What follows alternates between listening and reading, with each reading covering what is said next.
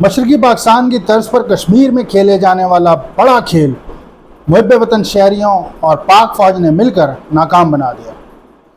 70 کے عام انتخابات جتنے اہم اور فیصلہ ساز تھے، اتنے ہی آزاد کشمیر میں ہونے والے حالیہ انتخابات بھی اہمیت اختیار کر چکے ہیں۔ ماضی میں جس انداز میں بنگال کے شہریوں کو ریاست پاکستان کے خلاف استعمال کیا گیا، اسی طرز پر کشمیری عوام کو فورسز سے لڑوانے کی سازش کی گئی۔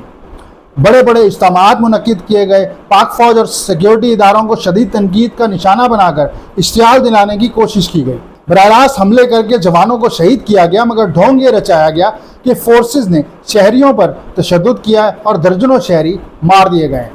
بڑے پیمانے پر جانبدار عالمی میڈیا وادی میں جمع ہوا، جس کا مقصد کالعدم تنظیم کی پرتشدد کارروائیوں کی ممکنہ ریاستی رد عمل کو ظلم اور جبر بنا کر پیش کرنا تھا اور عالمی سطح پر اس کی تشہیر کرنا تھا۔ ان کا کام بھی جاری و ساری ہے۔ بھارتی، اسرائیلی اور مغربی دباؤ کے تحت میڈیا تصویر کا وہی رخ پیش کر رہا ہے جو ان کے آقا انہیں پیش کرنے پر مجبور کر رہے ہیں۔ ان کامیاب کارروائیوں کے بعد ایسے وقت میں جب پاکستان عالمی دباؤ میں آ جاتا تو کسی بھی وقت کسی واقعے کو بنیاد بنا کر بھارتی فورسز نے شرپسندوں کی امداد کے لیے آزاد کشمیر پر حملہ کرنا تھا، اور وہ واقعہ بھی کولگام حملے کی صورت میں وقوع پذیر ہو چکا۔ مگر یہاں اللہ کی قدرت، کشمیریوں کی پاکستان سے محبت اور پاکستانی قیادت کی فہم و فراست نے گیم پلٹ دی۔ یہ سارا کھیل انتشاری کمیٹی کے 38 مطالبات سے شروع ہوا، مگر انتشاریوں کا اصل مقصد عوام کی فلاح و بہبود نہیں، انتشار پھیلانا تھا۔ اس لیے 35 مطالبات تسلیم کیے جانے کے باوجود انتشاری مہاجرین کی نشستوں کے خاتمے کے مطالبے پر اڑ گئے۔ اس حوالے سے چند ناقبت اندیش پاکستانی بھی ان کے مکر و فریب میں مبتلا ہوئے۔ کس حد تک پروپیگنڈا چلایا گیا اور پاکستان دشمن کس قدر منظم اور مربوط پلان کے ساتھ اس گھنونی سازش کو سر انجام دے رہے تھے کہ کوئی حق اور سچ سامنے لانے کو تیار نہیں تھا۔ ملک میں مہاجرین کی 12 نشستوں کے خلاف اٹھنے والے طوفان سے متعلق حقائق کیوں بیان نہیں کیے گئے؟ انتشاری کمیٹی کا یہ مطالبہ کیوں قابل قبول نہیں ہو سکتا تھا؟ اس حوالے سے کیوں میڈیا نے پروگرامز نہیں کیے؟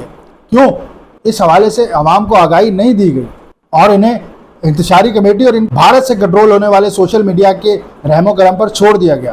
انتشاری کمیٹی کا یہ مطالبہ کیوں قابل قبول نہیں ہو سکتا تھا؟ اس سے متعلق میڈیا نے کیوں عوام کو بریف نہیں کیا؟ یہ نشستیں بہت سے لوگوں کے لیے محض سیاسی نمائندگی یا ووٹ کا معاملہ نہیں ہے، بلکہ بچھڑے ہوئے رشتوں، ادھوری یادوں، قربانیوں، شناخت اور نسلوں سے منتقل ہونے والے احساس وابستگی کی علامت بھی ہیں۔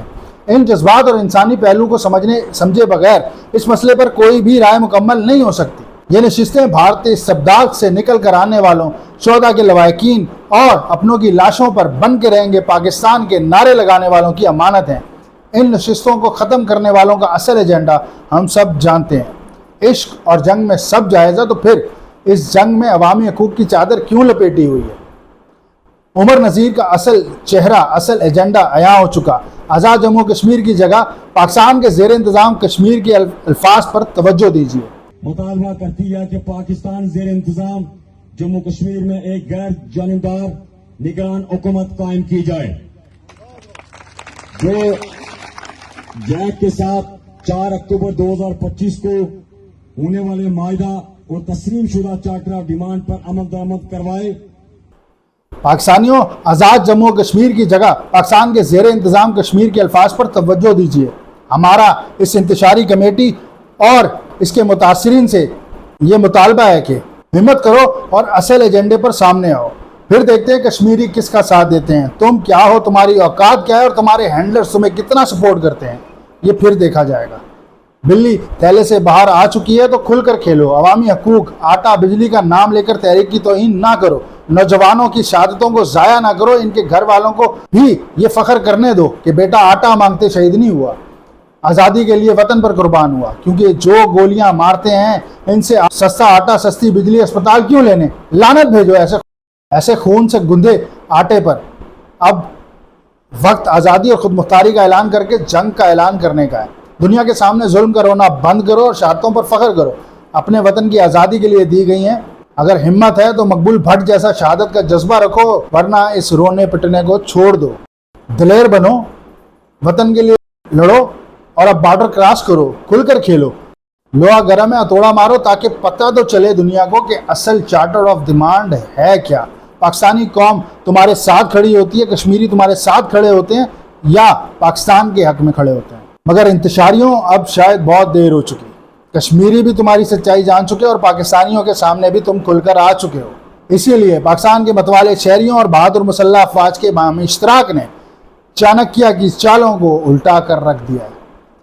آزاد کشمیر میں ہونے والے انتخابات میں کشمیریوں نے بڑے پیمانے پر گھر سے نکل کر اپنے حق کے انتخاب کا استعمال کیا اور دشمن کی چالوں کو ناکام بناتے ہوئے کالعدم کمیٹی کی دھونس اور بدماشی کو مسترد کر دیا۔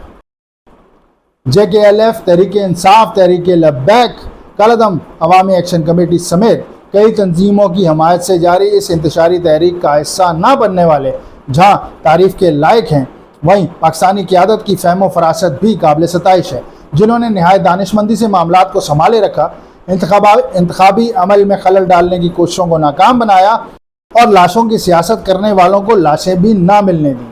پاکستان کی سیاسی اور عسکری قیادت کی ان شاندار اقدامات پر ہم انہیں خراج تحسین پیش کرتے ہیں۔ ترجمان پاک فوج نے کہا کہ کشمیری ہمارا لاڈلا بچہ ہیں، تو بالکل کشمیری پاکستانیوں کے لاڈلے ہیں، یہ لاڈلے تھے، یہ لاڈلے ہیں، اور انشاءاللہ کشمیر کی آزادی کے بعد بھی جب یہ ہمارا حصہ ہوں گے، ہمارا صوبہ ہوں گے، تو بھی سب سے زیادہ لاڈلا صوبہ کشمیر ہی ہوگا۔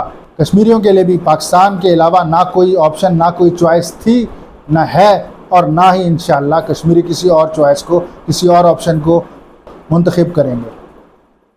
کشمیری پاکستانی تھے، ہیں اور انشاءاللہ رہیں گے۔